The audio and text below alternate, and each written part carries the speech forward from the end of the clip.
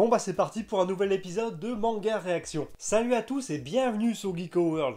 Aujourd'hui dans ce nouvel épisode de Manga Réaction, on va parler d'un manga que j'affectionne particulièrement, Dr Stone, et on va notamment parler de son dernier tome sorti en France. Il s'agit tout simplement du 5e tome de Dr Stone. Donc si vous n'êtes toujours pas au courant, il faut savoir que je suis vraiment très fan de Dr Stone. C'est un titre que je suis depuis sa parution en France et que j'affectionne particulièrement, notamment par son côté vraiment rafraîchissant et qui casse en fait avec ce qu'on voit habituellement avec les autres mangas shonen du même genre. Donc c'est-à-dire que ce manga est publié dans le Weekly Shonen Jump au Japon, et c'est-à-dire que si vous prenez un autre manga du Weekly Shonen Jump et que vous le comparez à Dr Stone, vous n'aurez jamais quelque chose de similaire, tellement Dr Stone en fait est différent et casse les codes du genre. Bon après c'est vrai que je suis pas là pour vous vendre Dr Stone, j'en parlerai plus dans une vidéo dédiée, donc dans un manga Discovery un de ces jours, donc là on fera le point là-dessus pour vous le mettre beaucoup plus en avant, mais là on va du coup seulement parler du tome 5. Alors la question que vous vous posez sûrement c'est qu'est-ce que j'ai pensé de ce 5e tome de Dr Stone?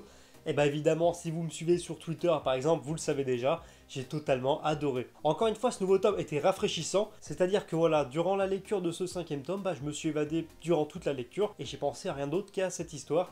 Et ça, franchement, c'était vraiment cool. C'est un tome qui apporte pas mal de nouveautés, notamment en termes de combat, c'est-à-dire que bon, c'est des combats, on va dire, à la Dr Stone, donc c'est-à-dire des combats un peu plus spéciaux et originaux. Mais franchement, ça marche vraiment et ça apporte un gros plus à l'œuvre. Surtout que de base, comme il s'agit d'un shonen, franchement, c'est le lieu idéal pour mettre ce genre de scène. Et en plus de ça, cerise sur le gâteau, dans ce nouveau tome, on avait le droit au premier flashback de l'histoire, ou en tout cas au premier gros flashback, notamment sur ce qui s'est passé en fait durant la transformation de la Terre et sur les origines du village. Donc en quelques mots, on pourrait facilement dire que voilà, c'est un tome vraiment marquant et qui marque un gros tournant en termes de révélation dans l'histoire. Et au final, dans ce nouveau tome, il se passe vraiment pas mal de choses et ça, c'est pour notre plus grand plaisir. Alors sinon, côté histoire et côté intrigue, dans le dernier tome, on nous laissait en fait sur le début du tournoi du village, donc c'est-à-dire le fameux tournoi qu'on trouve dans n'importe quel shonen qui se respecte. Et bien Dr Stone, malgré son aspect vraiment original et qui se détache des autres shonen, là cette fois il n'a pas échappé à la règle. Alors donc dans ce 5e tome, il se passe le premier tournoi en fait du manga, c'est-à-dire notamment le tournoi qui permettra d'élire le nouveau chef du village. Donc tout le déroulement du tournoi et tout ce qui se passe en fait, c'est vraiment un gros morceau de ce tome là,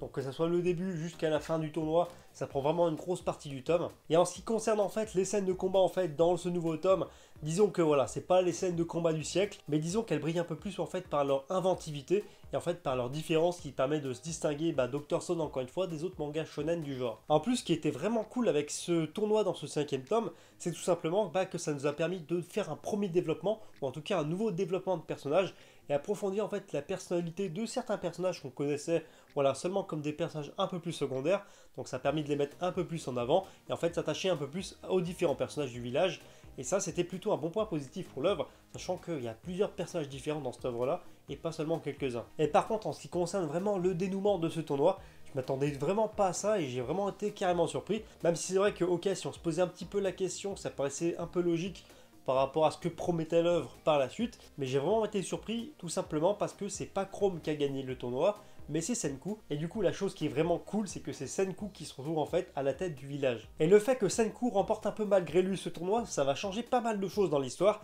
et ça va permettre de mettre plus de choses en place, et l'intrigue va pouvoir enfin pas mal avancer tout simplement parce que Senku va pouvoir en fait mettre comme bon lui semble la science au cœur du village et en fait développer un peu plus le village de la science. Au début je m'attendais vraiment à ce que ça soit Chrome en fait qui gagne le tournoi et du coup comme en fait il était en quelque sorte le disciple de Senku et par la force des choses en fait Senku aurait en fait un peu plus instauré en fait ses idéaux au reste du village à travers le chef qui était Chrome.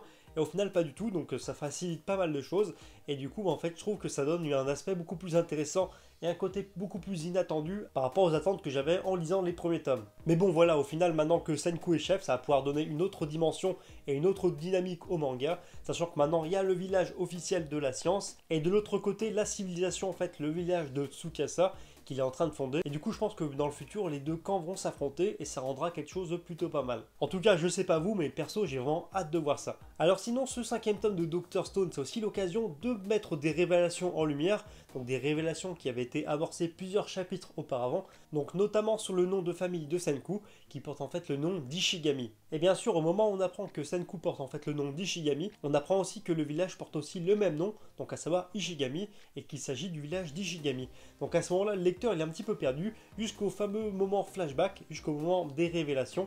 Et là franchement ça donne un gros aspect et un gros plus pour la suite. Tout simplement parce que à ce moment là on attaque la deuxième grosse partie en fait de ce volume, à savoir le flashback sur le père de Senku, et en fait comment le village de Ishigami a été créé. Donc tout ça on va le savoir à travers un flashback qui s'annonce totalement épique et vraiment passionnant. Donc on avait déjà entendu parler plus ou moins du père de Senku en fait à travers quelques flashbacks, mais là c'est l'occasion en fait de lui apporter beaucoup plus de profondeur à ce personnage, de nous le présenter. En fait il est véritablement intéressant et important pour l'histoire. Donc personnellement toute la partie flashback j'ai vraiment adoré, je m'attendais vraiment pas à ça et du coup ça arrive un peu comme une grosse surprise par rapport à l'intrigue. Et finalement mon seul regret par rapport à ce 5e tome, c'est tout simplement que la partie flashback est beaucoup trop courte et qu'il faut attendre le 6e tome avant de découvrir la suite. En tout cas voilà concernant mon avis sur ce 5e tome, surtout sur le côté histoire. Sinon en ce qui concerne les dessins, il n'y a pas grand chose à dire tout simplement parce que encore une fois c'est le grand Boichi qui est en fait aux planches et au dessin. Et franchement là-dessus on n'a rien à lui reprocher. Les scènes de combat, bien qu'elles sont rares, en fait elles sont quand même hyper dynamiques et hyper bien mises en avant. Les différents personnages sont toujours aussi bien dessinés et là cette fois Boichi trouve vraiment en fait le bon compromis entre voilà, personnages un peu réalistes et personnages beaucoup plus manga shonen. Et je trouve vraiment que ce mélange voilà et cette nouvelle version des dessins de Boichi adaptés pour le manga shonen, ça rend vraiment top.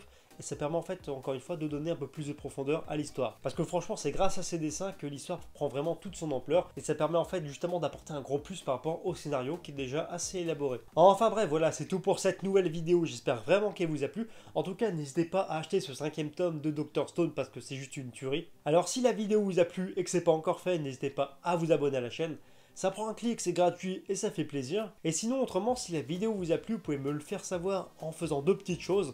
Donc premièrement, en mettant un pouce bleu, pareil, ça prend 2 secondes et ça montrera à quel point vous avez aimé la vidéo. Et éventuellement, lâchez un commentaire, me dire ce que vous avez pensé de ce tome-là, ou en tout cas ce que vous pensez de Dr Stone. D'ailleurs, vous pouvez aussi discuter de ce 5e tome en fait avec les autres membres de la communauté, et ça dans l'espace commentaire. Donc profitez-en parce que l'espace commentaire est fait pour ça. Sinon, il faut savoir que je suis présent sur les réseaux sociaux, donc notamment Facebook, Twitter et Instagram, donc tous les liens sont à l'écran et sous la vidéo. Et sur ce, je vous dis à bientôt pour une prochaine vidéo.